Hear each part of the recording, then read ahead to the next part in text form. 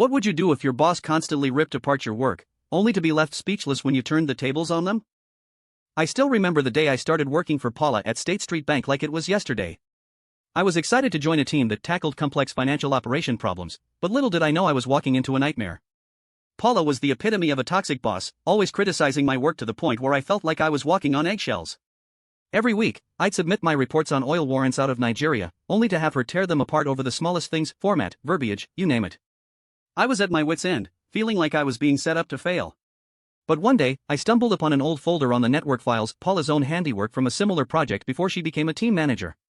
I decided to take a risk and use her format, verbatim, for my next report. I changed the report structure, used her cover letter language, and even mimicked her tone.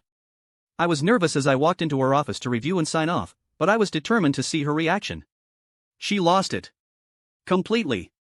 She asked what happened to the old format, and I calmly told her I thought it best to change it around since she didn't seem to like what I was doing. She went on a tirade, ripping my work to shreds, and I just sat there, blank-faced, waiting for her to finish. But then I dropped the bombshell. I told her I used her own past work as a template, and handed her printouts of her reports and letters to compare. The look on her face was priceless, a mix of shock, anger, and embarrassment. She signed off on the reports, but I could tell she was seething. This was just the beginning of a cat-and-mouse game between us. I'd use her templates, and she'd tear them apart, only to realize later that I'd been using her own work against her. I created SOPs using all of her past work, saved locally, and waited for her to figure it out.